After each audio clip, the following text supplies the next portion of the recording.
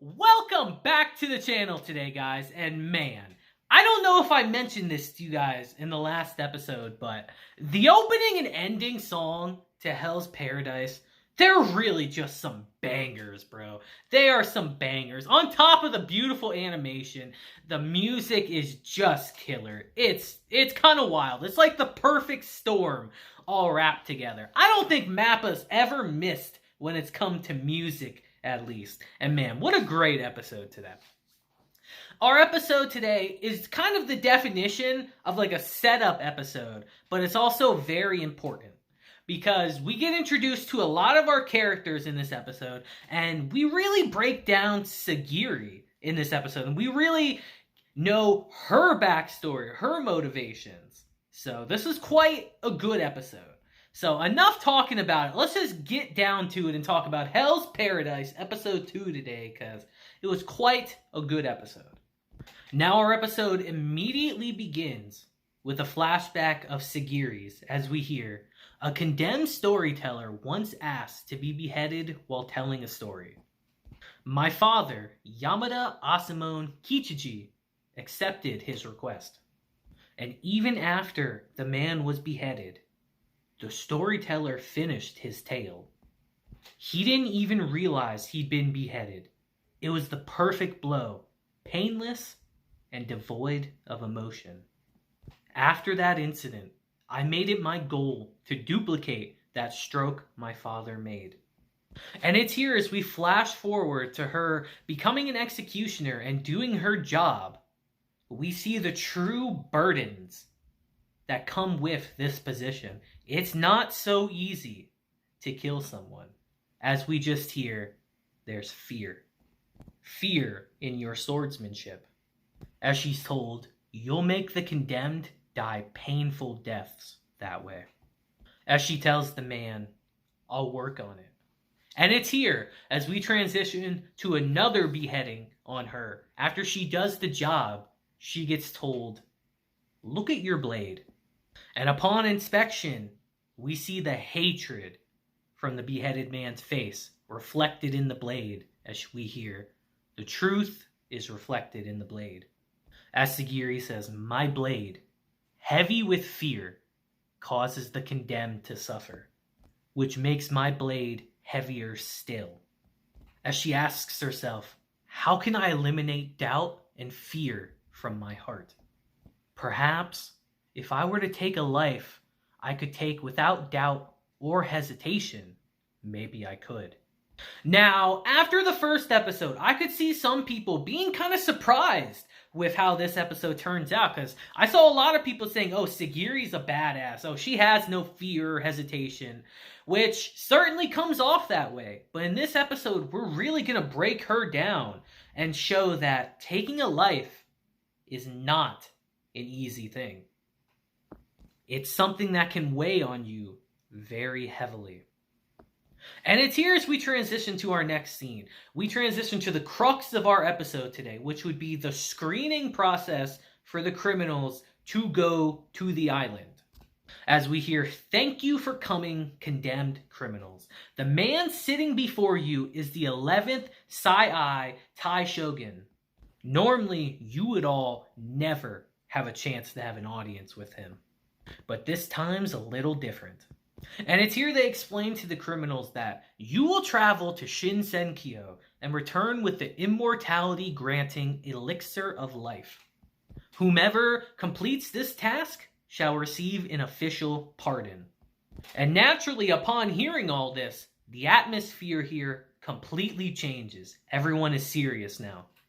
And as she watches one man become ecstatic with the possibility to be able to kill again with this pardon, Sagiri asks herself, could I kill a truly evil person who's better off dead without doubt or hesitation? Now this episode heavily focuses on Sagiri and this specific question, so pay attention to this, guys. And it's here as we transition to the next scene. It's time for them to break down exactly what they're going to be doing on this island, as they actually tell them, remove your masks, criminals, and they wheel out this horribly disfigured man. As they tell them all, he's the only Sergeant who returned alive from a recent expedition. And as you can see, he's no longer human.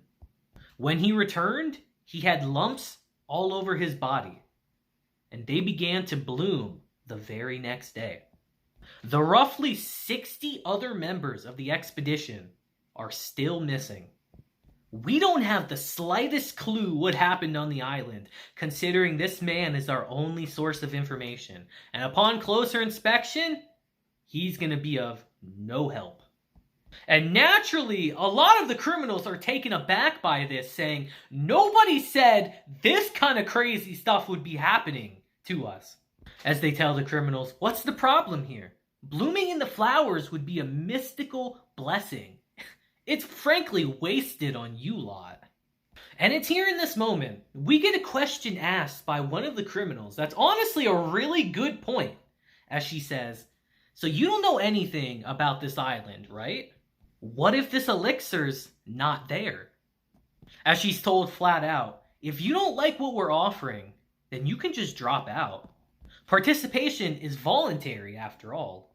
So naturally, one criminal says, alright, I don't want to do this then. It gives me the creeps. And immediately upon saying that, he gets decapitated on the spot.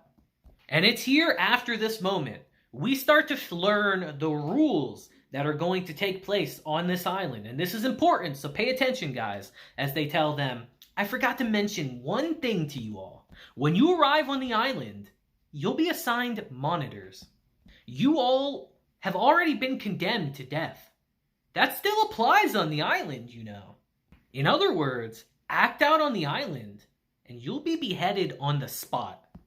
The Yamada Asamon will accompany you as your monitors. Don't get any funny ideas. Turn against them, and you'll end up like him. As he continues and says, naturally, if your monitor dies, whether by accident or homicide, you'll be beheaded. Also, if your monitor isn't with you, you won't be allowed onto the return boat. And it's here upon realizing what that really means, our boy Gabimaru looks at Sagiri and says, really? And she tells him, yep. Meaning that these two have to stick together at all times. And as you would expect by this is going to complicate things quite a bit down the line. Just saying. But it's here as we transition to our next scene. Things start to get wild.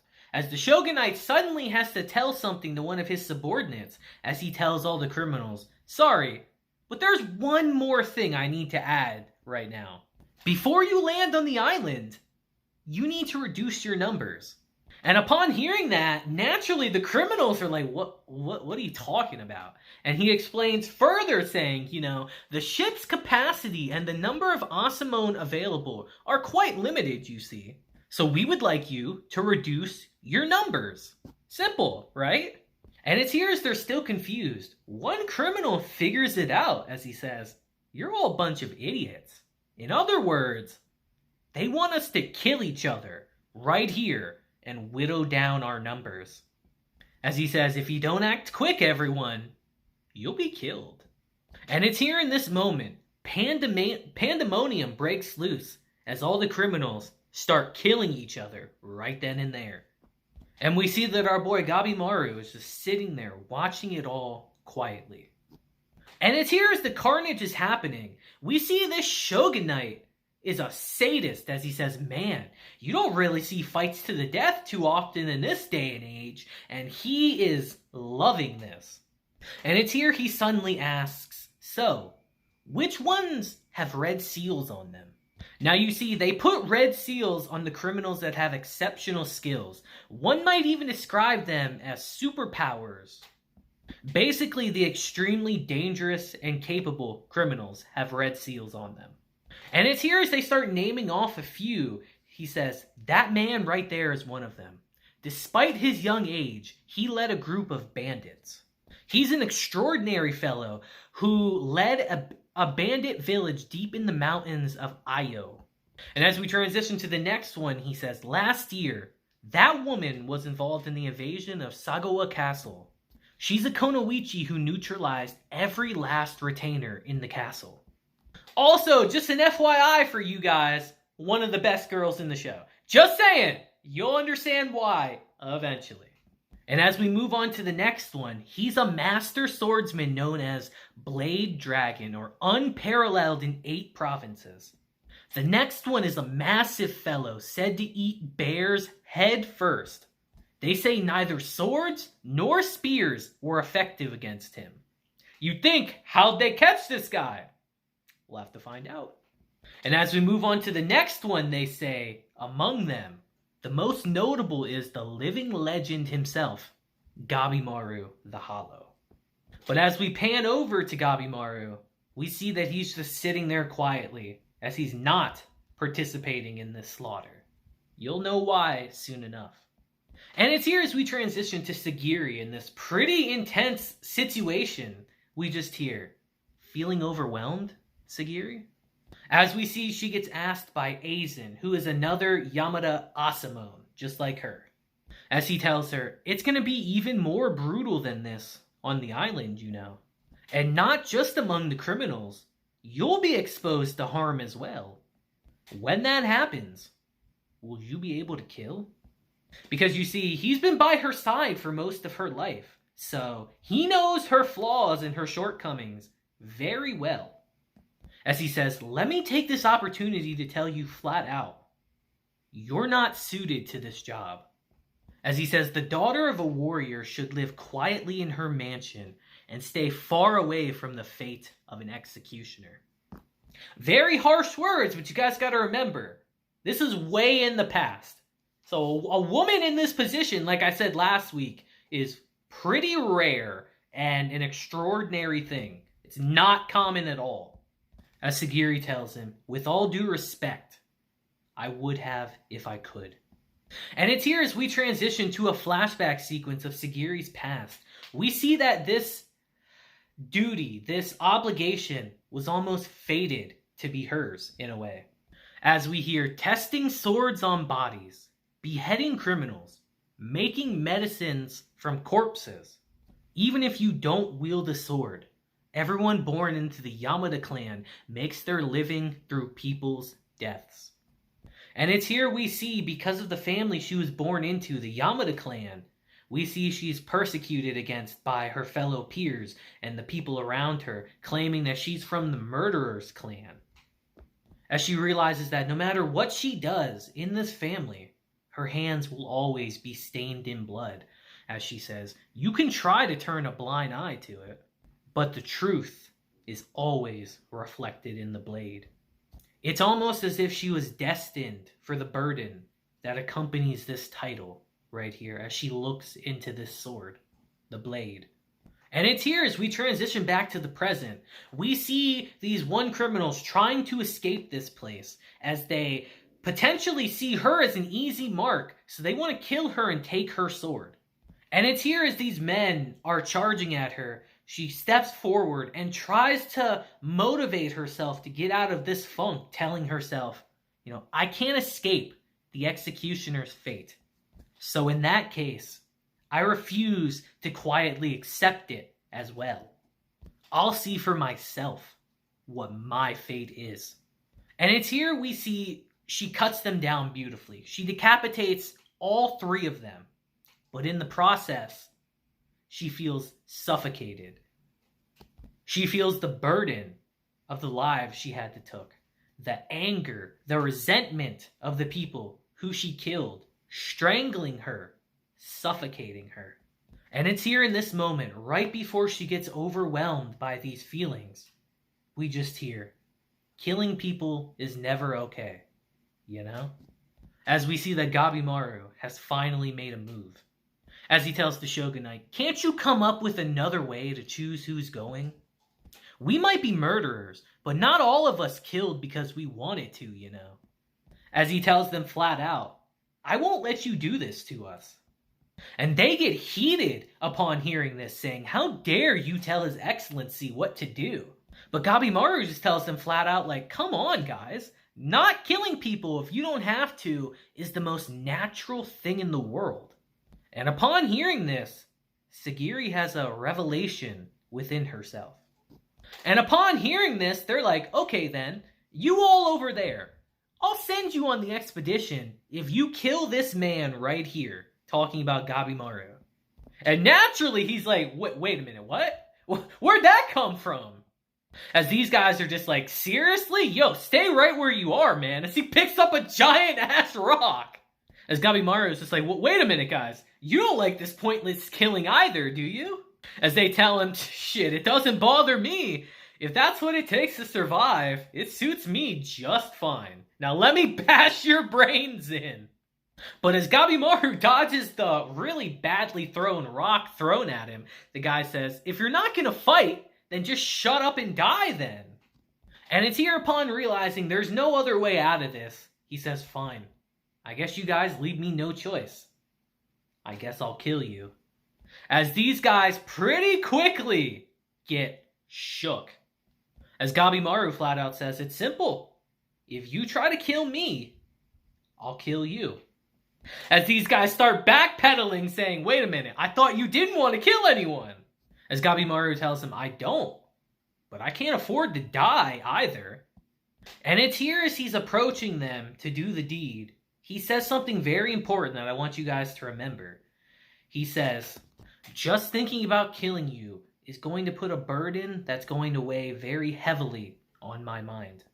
And after saying that, he brutally, and I mean brutally, kills these people. Smashes one man's neck into the ground, bites another guy's jugular off, slits all their throats with his hands, and even runs his hands clean through another man's body. It's brutal. And everyone there is dumbstruck at what they're seeing as they say, he's a monster. So this is the Hollow. And it's here while the people are terrified at what they just saw, Sagiri got a completely different message from this. As she recalls what he just said, that just thinking about what I'm going to be burdened with weighs heavily on my mind. And it's here we even see Aizen say his methods are brutal. As Gabimaru tells him, would you approve if I killed them in a pretty way instead? And upon hearing this, Sagiri truly starts to understand and says, is it possible that what I needed wasn't the strength not to fear killing, but the resolve to take on the burden of that fear and the lives I took? And upon seeing the extremely heavy burden placed on Gabimaru throughout all the lives he's taken over the years, she sheds a tear. She starts crying as she has to tell herself, I will kill him. Speaking about Gabimaru, of course. But it's here in this moment, the slaughter stops as they say, alright, all of you that are alive, you will be joining the expedition. And it's here we start naming off all the people that will be going to the island. Azachobi, the Bandit King, also a great character. Tamiya Gantetsuya, the Sword Dragon. Twisted Kaowin, the Hunter of 100. Norugia of the Sanka. Harubo, the Killing Prayer. Runaway Shinobi, Gabimaru the Hollow. Akaganu, the Cannibal Courtesan. Konoichi Yuzuriha, the Kaishu. One of the best girls. Moro Makia, the Apostate. And Rokuroto, the Giant of Bison. These are our 10 criminals that are going. As they're told, each of you will be accompanied by an Asamon executor of the Yamada clan. You will board a ship, travel to the uncharted island in the southern sea, and find the immortality-granting elixir of life. Do this, and you will earn your freedom. And our episode ends with them arriving at Paradise, aka Shinsenkyo. And I gotta say, again, guys, Mappa absolutely killed it. This episode was almost 1 for 1 like the manga chapter, and they knocked it out the park. And And I really loved this episode, guys. I loved reading this chapter too when it came out, of how we really break down Sagiri in this episode and shows the struggles that she's faced her entire life being in this family, of how being an executioner is not an easy task. You are burdened. You have a heavy burden placed upon you. I love that they showcase that to take a life, you have to be able to carry the hatred, the resentment, the anger of the people that you kill with you your entire life. You don't just shake that off. If you take a life, you carry that with you forever. And I love how they showcase that in this episode with Sagiri, of how she has to deal with that and overcome this on her own. How she has to find a way to carry these demons within her and not be held back by them. I love this series, guys. We're going to tackle a lot of things like this in this show, and I can't wait. I would love to hear your guys' thoughts on this episode down below, because this episode had a little bit less action than the last one, but I felt it was far more impactful. So I'd love to hear your opinions down below, especially since we're going to be at the island next week, and I can't wait to see people's reactions to that. So let me know your thoughts on this episode down below, because I'd love to hear them.